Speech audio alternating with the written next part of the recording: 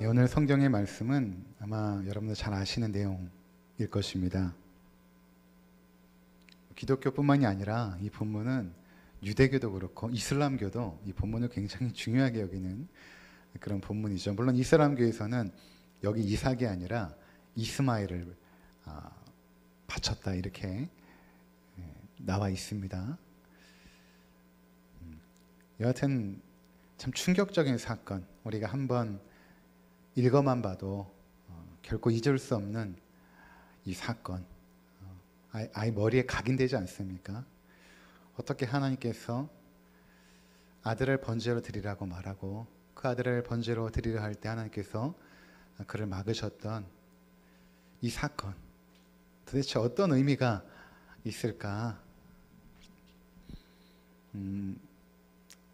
구약과 신약 전체를 통괄하여서 이 본문의 말씀이 굉장히 중요합니다. 이 구원사적으로 굉장히 중요한 말씀인데 이 말씀만 잘 알아도 구약과 성경을, 구약과 신약을 이렇게 관통하는 아주 중요한 핵심적인 하나님의 구원의 메시지를 우리가 깨닫게 되거든요. 그래서 원래는 그 여호와께서 준비하시리라라는 제목으로 오늘 한번 이렇게 다루고 마치려고 했는데 조금 세밀하게 다루면서 이것이 뭐 2번에 끝날지 3번에 끝날지 모르겠지만 계획으로는 2차례에 걸쳐서 이 본문을 다루도록 하겠습니다. 창세기 22장을 다루면서 하나님께서 이 사건을 통하여 우리 가운데 말씀하고자 하는 그 내용들에 대해서 여러분들이 깊이 있게 인식하고 깨닫는 그런 시간이 되었으면 좋겠습니다. 먼저 이렇게 시작이 되죠. 그 일 후에 이렇게 진행이 됩니다. 본문이 그 일 후에. 그 일이라는 것이 무슨 일입니까? 창세기 21장에 등장했던 사건이죠. 드디어는 약속했던 아들 이삭을 얻지 않습니까? 아브라함이 100세 때 이삭을 얻게 됩니다. 굉장히 놀라운 일이죠. 얼마만큼 기뻤습니까? 그러니까 이삭이 젖될 때에 잔치를 벌이죠. 그리고 결국에는 갈등의 요소였던 하갈과 이스마엘도 내어줬지 않습니까?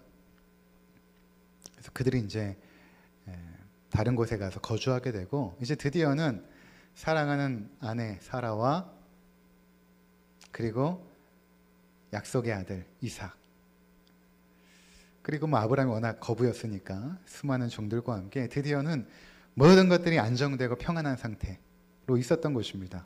그리고 아브라함이 거주했던 그 그랄 땅에서도 아비멜렉 왕과 그 갈등의 요소들이 다 해결이 되지 않았습니까? 지난주에 보면 아비멜렉과 함께 우물에 대한 이야기를 하죠. 아브라함이 항의하지 않습니까? 왜 나의 우물을 저번에 빼앗았습니까? 그러자 우물을 돌려주고 거기에 종려나무를 심고 에셀나무를 심고 또 순양 7마리를 주므로 이제 모든 언약 관계가 끝나버린 것입니다. 이 우물은 나의 것이다 해서 아브라함에게 있어서 경제적인 풍성함의 기반도 이제는 다 마련이 되어졌고 또 약속의 자녀 이삭이 생겼으니 이제 그의 후손을 이을 놀라운 축복도 이제 다 받은 것입니다. 경제적인 복도 받았고 또 가정이라는 가정의 행복도 누리게 되었고 이제 모든 그 갈등의 요소들도 사라지고 모든 것들이 평탄한 그때가 된 것입니다. 그게 바로 오늘 본문에 등장하는 그 일 후에 이렇게 말하고 있는 것입니다. 근데 그 일 후에 모든 것들이 평안하고 안정된 그때에 하나님이 시험을 하십니다. 하나님이 아브라함을 시험하시려고 그를 부르시되 아브라함아 하시니 이렇게 말하죠. 여러분 참 우리가 살아오면서 하나님께서 우리를 시험하실 때가 있지 않았습니까? 시험. 뭐 종종 어떤 분들이 시험 들었어요 이렇게 이야기할 때 대부분의 그 시험 들었어요라고 이야기하는 그 시험은 사실은 뭐 마음이 상했어요, 섭섭한 마음이 생겼어요, 뭐 실망했어요, 교회의 어떤 목회자나 어떤 행정적인 일이나 또는 어떤 성도 때문에 또 누구의 어떤 말 때문에 저 마음이 상처받았어요, 실망했어요, 이럴 때 시험 들었어요 이렇게 표현하는데 사실은 그 시험이 아닙니다. 여기서 말하는 그 시험은 하나님께서 하시는 시험이 있어요. 하나님께서. 이 성경에는 이 시험이라는 단어가 많이 나옵니다. 근데 우리나라 성경에는 다 시험으로 번역을 했는데 영어 성경에 보면 이 시험을 조금 구분해서 사용을 합니다. 첫 번째로 테스트라는 시험이 있어요. 테스트라는 시험이 있습니다. 이 테스트라는 시험은 어떤 시험인가 하면 오늘 성경에 나오는 이 시험입니다. 하나님께서 우리를 테스트를 하십니다. 여러분 테스트는 왜 할까요? 학생들이 학교에서도 공부하고 시험 보지 않습니까? 또 신차가 나오면 그 신차를 뭐 여러 가지 환경 속에서 테스트를 해가지고 과연 이 차가 성능이 과연 어떠한가를 또 시험하지 않습니까? 그때 다 우리는 테스트란 단어를 사용합니다. 이 시험은 시험을 낸 사람을 위해서 시험을 보는 것이 아니라 그 시험을 푸는 사람을 위하여 시험을 내죠. 학생들에게 시험을 내어줄 때 선생님에게 어떤 유익이 있겠습니까? 아무런 유익이 없습니다. 학생들을 위해서 시험을 내지 않습니까? 그러니까 하나님께서 우리를 시험하십니다. 어떠한 목적과 계획을 이루기 위해서 우리 인생의 과정 가운데 어떠한 테스트가 필요하다라고 판단하실 때에 우리를 시험하신다라는 것입니다. 테스트를 하세요. 그 시험의 목적이 무엇인가? 우리의 믿음의 상태를 점검하고 우리를 보다 하나님을 신뢰하는 사람으로 온전케 하시려고 우리를 시험하십니다. 학생들도 시험 볼 때 내 실력이 지금 어디에 와 있는가 이거를 보려고 사실 시험 보는 건 아니겠습니까? 시험 자체가 목적이 아니죠. 그것을 통해서 내 자신의 부족함을 깨닫고 내가 보충할 게 무엇인가 이런 것들을 다시 한번 깨닫는 그런 시간이 되지 않습니까? 마찬가지로 하나님께서 우리를 시험하실 때 우리가 하나님 앞에서 우리의 신앙 상태가 어느 정도인가를 깨닫게 하십니다. 내가 정말 내 신앙 상태가 형편이 없었구나. 때로는 내가 하나님을 그래도 신뢰하는 마음이 있구나. 근데 이런 것들을 하나님께서 깨닫게 하시려고 시험을 허락하시거든요. 그리고 그 시험을 통과하면서 우리는 어떻게 되냐 하면 보다 하나님을 신뢰하고 순종하는 믿음의 사람으로 성숙되어집니다. 그러니까 성숙이 목적입니다. 성장하고 성숙한 하나님의 백성으로 만들기 위해서 하나님이 우리를 시험하신다라는 것입니다. 이 두 번째 성경에서 이 시험이라고 등장하는 것 중에 하나가 무엇인가 하면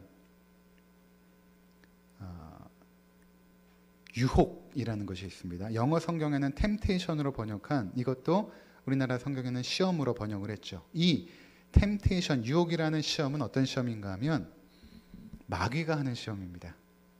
마귀가.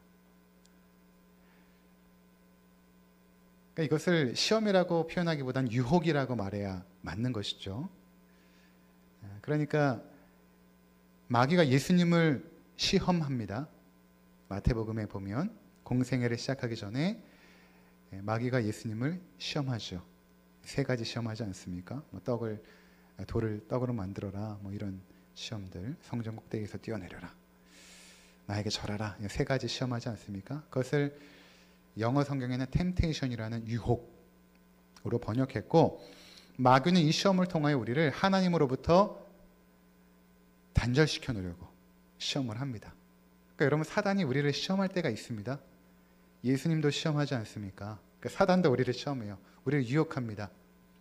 유혹해서 결국에는 하나님으로부터 멀어지도록 만드는 시험이 있습니다. 수많은 유혹들이 있거든요. 여러분. 그리고 세 번째 이 시험으로 번역된 영어 단어가 무엇인가 하면 트라이얼이라는 단어입니다. 트라이얼. 우리나라 말로 하면 시련이라는 뜻입니다. 시련. 그러니까 하나님께서 때로는 우리 가운데 어떠한 시련을 허락하시거든요. 시련. 이 부분이 야고보서 1장에 등장을 해요. 우리 한번 보고 돌아왔으면 좋겠습니다. 야고보서 1장 잠깐 보고 돌아오도록 하겠습니다.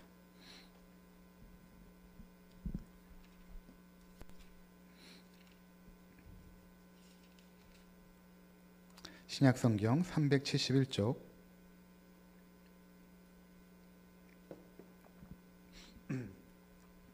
야고보서 1장 2절부터 4절까지 제가 읽겠습니다. 내 형제들아 너희가 여러 가지 시험을 당하거든 온전히 기쁘게 여기라. 여러분, 시험을 당했는데 뭐가 기쁩니까? 근데 여기서 말하는 시험은 무슨 시험인가 하면 시련. 우리가 살아가면서 때로는 당하는 건강의 어려움들 또는 가족의 어떤 문제들, 인간관계의 어떤 문제들, 또 재정적인 어려움들, 이런 삶의 여러 가지 시련들이 있지 않습니까? 그 시련이 여기에서는 시험으로 번역이 되어졌습니다. 영어로는 trial이라는 단어입니다. 온전히 기쁘게 여기라. 이는 너희의 믿음의 시련이, 이렇게 말하고 있죠. 믿음의 시련이 인내를 만들어내는 줄 너희가 알미라. 인내를 온전히 이루라. 이는 너희로 온전하고 구비하여 조금도 부족함이 없게 하려 함이라. 그러니까 믿음의 사람들에게 시련이 닥칩니다. 믿음의 시련. 근데 이것이 결국 우리를 인내 가운데로 인도하고, 인내는 연단은 소망을 이루므로 우리를 또한 하나님의 성품으로 성숙하게 만듭니다. 성장시키죠. 그러니까 때로 하나님께서 우리 가운데 이러한 믿음의 시련을 허락하십니다. 자, 그래서 구분을 해보면 이렇죠. 자, 12절에 보면 시험을 참는 자는 복이 있나니 이는 시련을 견뎌낸 자가 주께서 자기를 사랑하는 자들의 약속하신 생명의 면류관을 얻을 것이기 때문이라. 사람이 시험을 받을 때에 내가 하나님께 시험을 받는다 하지 말지니 하나님은 악에게 시험을 받지도 아니하시고 친히 아무도 시험하지 아니하시느니라. 13절의 시험은 어떤 시험이겠습니까?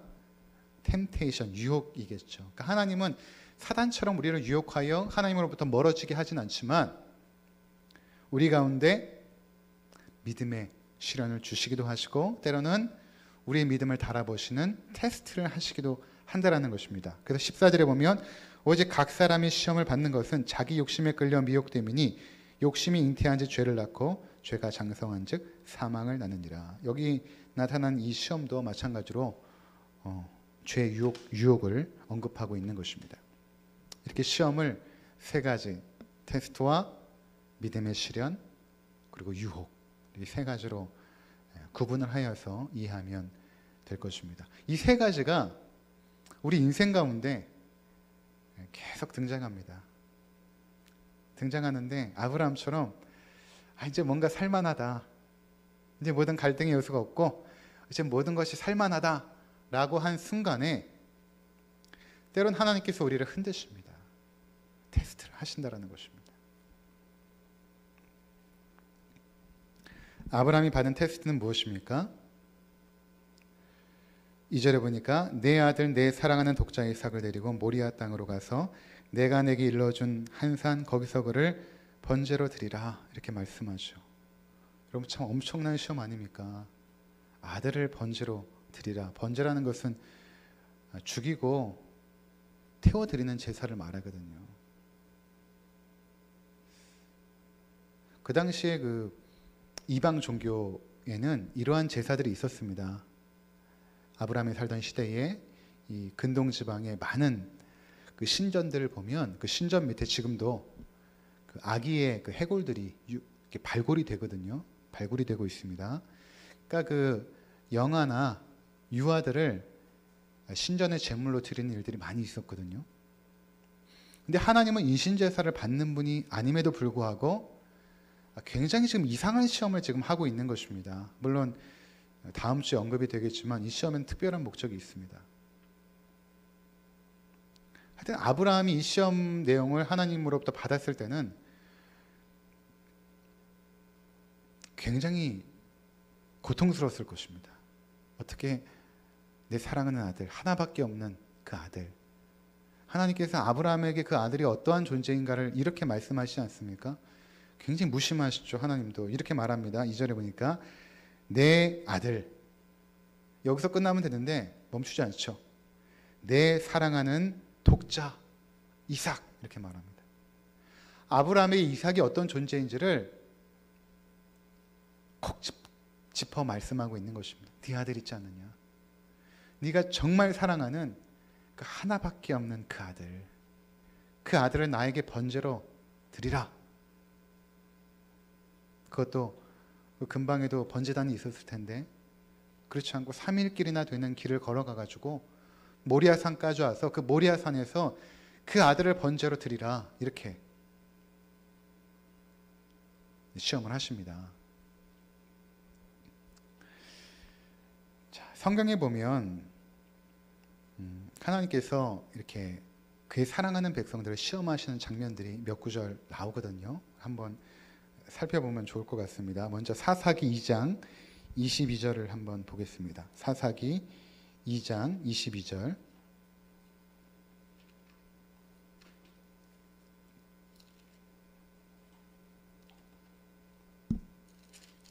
사사기 2장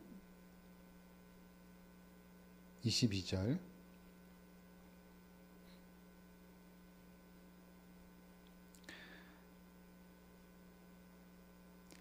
자, 21절부터 23절까지 제가 읽겠습니다. 구약성경 363쪽 사사기 2장 21절. 나도 여호수아가 죽을 때에 남겨둔 이방 민족들을 다시는 그들 앞에서 하나도 쫓아내지 아니하리니 이는 이스라엘이 그들의 조상들이 지킨 것 같이 나 여호와의 도를 지켜 행하나 아니하나 그들을 시험하려 함이라 하시니라. 여호와께서 그 이방 민족들을 머물러 두사 그들을 속히 쫓아내지 아니하셨으므로 여호와의 손에 넘겨주지 아니하셨더라.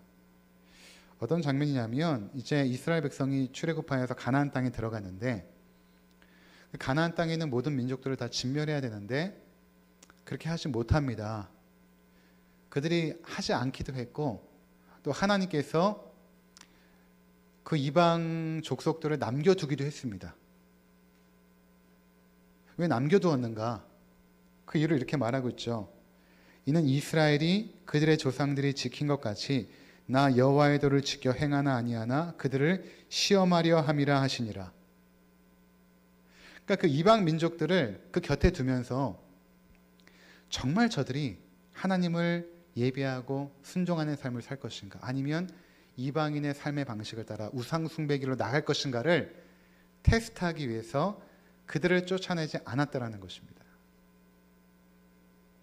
그러니까 여러분, 우리의 삶도 마찬가지입니다. 하나님께서 우리 삶에 모든 문제들을 다 해결해 주시지 않습니다. 그런 삶은 없어요. 그 누구도 없습니다. 우리 교회 성도들 한 가정 한 가정 들여다보면 다 기도 제목들이 있죠. 없는 가정이 없습니다. 여러분, 표면적으로 볼 때는 없을 것 같지 않습니까? 좋은 직장 다니고 물질적으로 부족함이 없고 아이들도 공부 열심히 하고 다 잘 될 것 같지만 아닙니다. 다 그 가정마다 눈물 흘리며 기도하는 제목들이 하나씩 있습니다.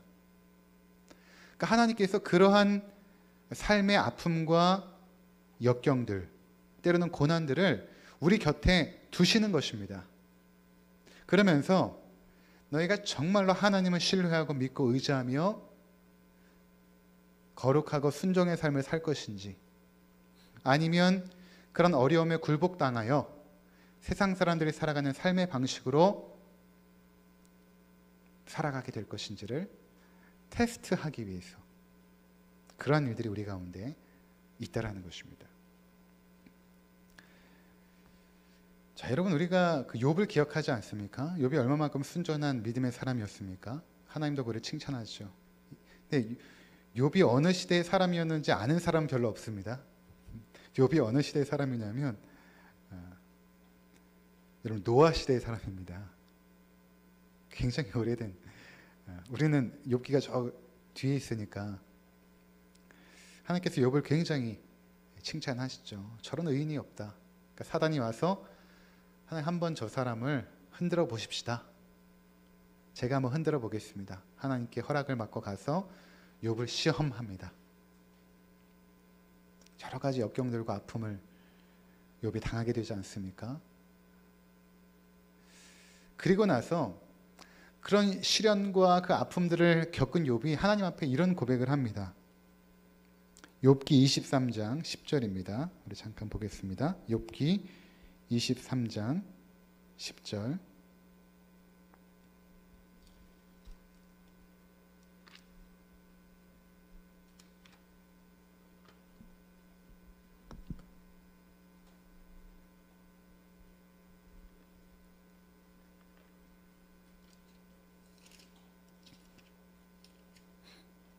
욥기 23장 10절 제가 읽겠습니다. 구약성경 784쪽. 그러나 내가 가는 길을 그가 아시나니 그가 나를 단련하신 후에는 내가 순금같이 되어 나오리라. 여기서 단련이라는 단어가 시험이라는 단어와 그 의미가 똑같습니다. 그러니까 무슨 말인가 하면 이 하나님께서 우리를 시험할 때 그 시험이라는 그 어원을 제가 보니까 연단이라는 의미가 있고 단련이라는 의미가 있습니다. 이건 언제 사용하는 거냐면 그 당시 어떤 금을, 그렇죠?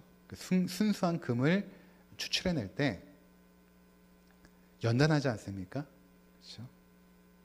끓이고 연단하여서 결국에는 가장 순도 높은 금을 채취하게 됩니다. 그때 그 연단의 과정, 그 불순물을 다 제거하고 가장 100%의 순결한 금을 걸러내는 과정을 성경은 연단 또는 시험 이렇게 말합니다. 그러니까 여러분 무슨 의미냐면 하나님께서 우리 가운데 시험을 줄 때에 그 목적이 과연 무엇인가? 그 과정 속에서 우리를 연단하고 단련하여 정금과 같은 존재로서 순결하고 거룩한 하나님의 백성으로 만들어 가기 위해서 때때로 우리 삶 가운데 시험이 있다라는 것입니다. 그러니까 아브라함에게 있어서 이 시험의 목적 또한 거기에 있었던 것입니다. 물론 이뿐만이 아니죠. 더 깊은 의미가 있습니다. 이것을 통해서 하나님께서 어떠한 뜻을 계시하기 원하셨는데 그것은 우리가 다음 주 정도에 살펴보도록 하겠습니다. 자, 그래서 이 첫 번째 그 시험의 내용 속에서 우리가 깨닫게 되는 것은 무엇인가 하면 하나님의 백성들에게는 테스트와 믿음의 시련, 테스트와 트라이얼이라는 그 과정이 있다. 그리고 때로는 악한 사단이 우리를 유혹하는 시험들도 때론 있다. 라는 것입니다. 그러니까 여러분 시험을 당할 때에 당황해하지 마시기 바랍니다. 그리고 그때 가장 먼저 해야 될 것이 무엇인가 라는 것은 바로 성경이 우리 가운데 보여주는 것입니다.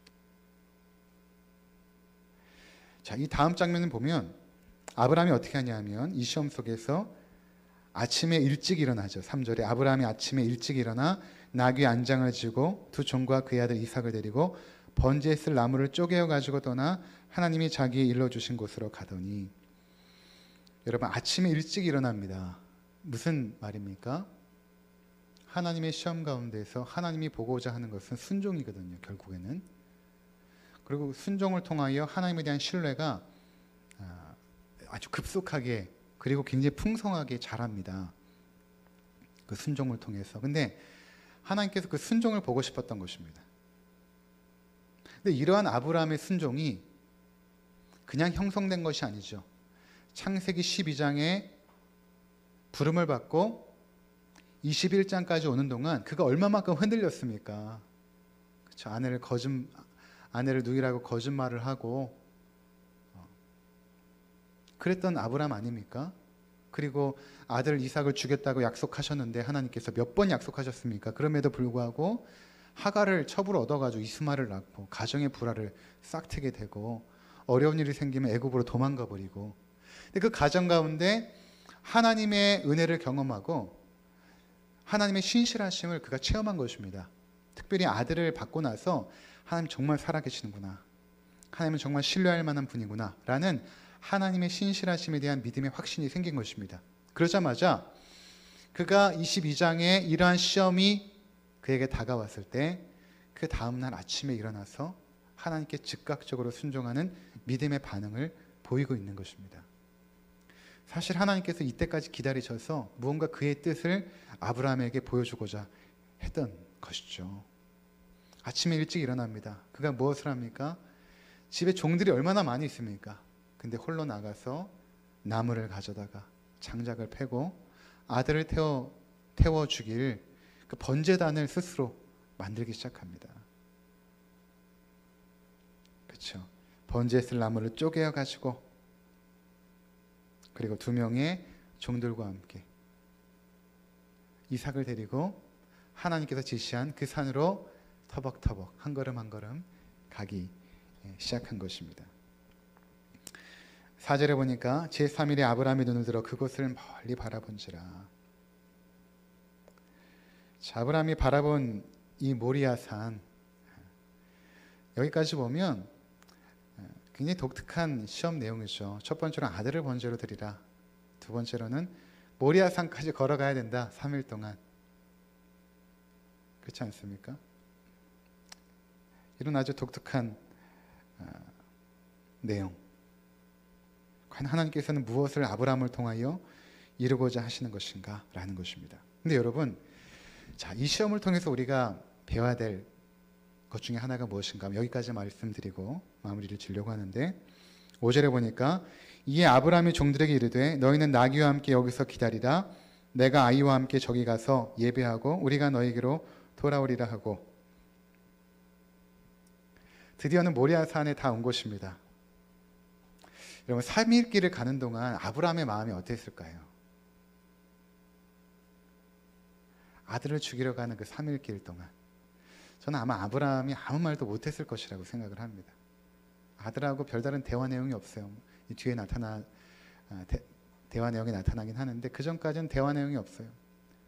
아브라함이 아마 말이 없었을 것입니다. 터벅터벅 한 걸음 한 걸음 가고 점심시간이 되어 같이 음식을 먹을 때도 아브라함은 아무 말도 못했을 것입니다.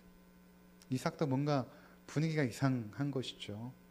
종들도 마찬가지일 것입니다. 도대체 무슨 일이 지금 벌어지고 있는가? 아브라함은 왜 저렇게 침울한 얼굴로 저 모리아 산을 향해 저렇게 걸어가고 있을까? 도대체 이 나무는 무엇이고 이 분위기는 과연 무엇일까? 아마 이 3일 동안 아브라함이 잠을 못 잤을 것입니다. 뭐 전설에 의하면 아브라함이 이 3일 길을 오는 동안 눈이 멀었다고 합니다. 정확한 건 모르겠지만 저도 그럴 수 있다라고 생각을 합니다. 얼마나 그 마음이 고통스러울까. 근데 여러분, 아브라함이 한 가지 믿음이 있었습니다. 이게 어떤 믿음인가 하면 아브라함이 이제 두 사환을 산 밑에 내려놓고 이삭과 함께 하나님께서 지시하신 그 번제단으로 올라갑니다. 거기 가서 이제 이삭을 드리려고 하는데 그 사환들에게 뭐라고 말하냐면 이렇게 말합니다. 너희는 나귀와 함께 여기서 기다리라. 내가 아이와 함께 저기 가서 예배하고 우리가 너에게로 돌아오리라 하고. 여러분, 예전에는 이 개역 한글 성경에는 여기 단어가 하나 빠져 있었어요. 근데 개역 개정 성경에는 이 단어가 추가되면서 보다 선명한 하나님의 그 성경의 진리를 우리 가운데 보여주거든요. 그 단어가 무엇인 줄 아십니까? 이 단어가 있는 것과 없는 것은 굉장히 그 큰 차이입니다. 영어 성경에는 있었어요. 근데 이전에 개역 한글 성경에는 없었어요. 어떤 단어냐면 우리가라는 단어입니다. 우리가. 이전 개역 한글 성경에는 이게 원문에 있었는데 이걸 빼가지고 어떻게 되냐면 내가 아이와 함께 저기 가서 예배하고 너에게로 돌아오리라. 이렇게 되어지면 아브라함이 하나님께 번제산을 쌓고 예배하고 아브라함 혼자 돌아오는 것 같은 의미잖아요. 근데 지금 우리가 돌아오리라. We worship them. We will come back to you. 영어 성경에는 we라는 단어. We will come back to you. 우리가 돌아올 것이다. 무슨 의미입니까? 아브라함은 하나님께서 이삭을 살릴 것을 믿었습니다. 이 믿음으로 순종한 것입니다. 이 히브리서 11장에 나오거든요. 히브리서 11장 한번 가도록 하겠습니다.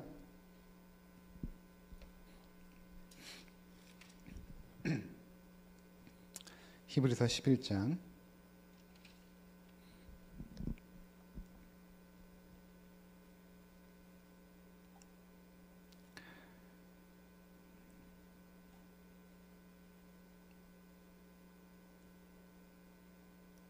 8절부터 보도록 하겠습니다. 히브리서 11장 8절, 신약성경 365쪽입니다.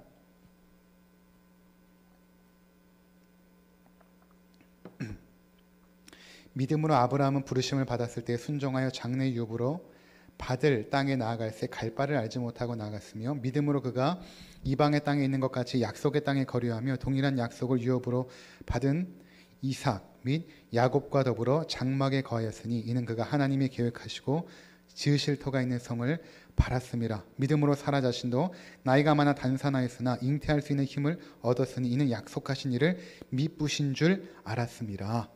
이러므로 죽은 자와 같은 한 사람으로 말미암아 하늘의 허다한 별과 또 해변의 무수한 모래와 같이 많은 후손이 생육하였느니라. 아브라함은 하나님의 모든 약속들을 지금 다 믿었다라고 말하고 있죠. 그러면서 17절에 보면 아브라함은 시험을 받을 때에 믿음으로 이삭을 드렸으니 이는 그는 약속들을 받은 자로 돼 그 외아들을 드렸느니라. 그에게 이미 말씀하시기를 내 자손이라 칭할 자는 이삭으로 말미암으리라 하였으니 그가 하나님이 능히 이삭을 죽은 자 가운데서 다시 살리실 줄로 생각한지라. 비유컨대 그를 죽은 자 가운데서 도로 받은 것이니라. 그러니까 아브라함은 이제 믿었던 것입니다. 하나님께서 그동안 갈대아 우르에서 자기를 인도하여서 여기까지 오는 동안 하나님의 약속이 얼마만큼 분명하게 이루어지는가, 하나님이 얼마만큼 약속에 신실하신 분이신가, 그분은 나를 사랑하시고 나를 향한 그 인내와 그 긍휼하심이 풍성하시고 내가 때로는 죄를 범하고 연약할지라도 그러한 나를 일으켜 세워주셔서 다시금 믿음의 사람으로 세워주시는 그 하나님이 어떠한 분이시고 그분께서 나를 어떻게 인도하실지를 그는 믿었던 것입니다. 그러니까 하나님이 아들을 바치라 라고 했을 때도 아브라함을 반드시 살려주실 것이다, 그가 믿었던 것입니다. 근데 두 부류로 나눕니다. 한 부류는 아브라함이 이삭을 죽이기 전에, 성경에 보면 이삭을 죽이려고 거의 칼을 들어서 죽이려고 하거든요. 그때 여호와께서 막으시거든요. 그러니까 그 전에 하나님께서 그를 살려주셨을 것이다 이렇게 생각하는 사람도 있고, 어떤 사람은 아브라함이 결국에는 이삭을 죽이는데 그 죽인 이삭을 다시 부활시킬 것이다 이렇게 이제 해석하는 분도 있습니다. 두 가지 다 해석이 맞아요. 아브라함은 실제로 이삭을 죽인 것이나 다름없습니다. 실제로 하나님께서 그를 막으시죠. 그러니까 아브라함은 이 신뢰가 있었던 것입니다. We will come back to you. 우리가 다시 돌아올 것이다. 반드시 같이 돌아올 것이다. 하나님은 신뢰하고 믿음으로 그 시험을 능히 통과한 것입니다. 여러분, 우리가 이 땅 가운데 수많은 시련과 우리의 삶을 흔드는 그 믿음의 시련들, 때로는 사단의 악한 그런 유혹들 속에서 그 모든 것들을 이겨낼 수 있는 단 한 가지의 힘의 원천이 있다면 그것은 하나님을 믿고 신뢰하는 것입니다. 하나님 믿고 신뢰하는 것입니다. 하나님께서 반드시 합력하여 선을 이루실 거야. 이것을 여러분들이 믿으셔야 됩니다.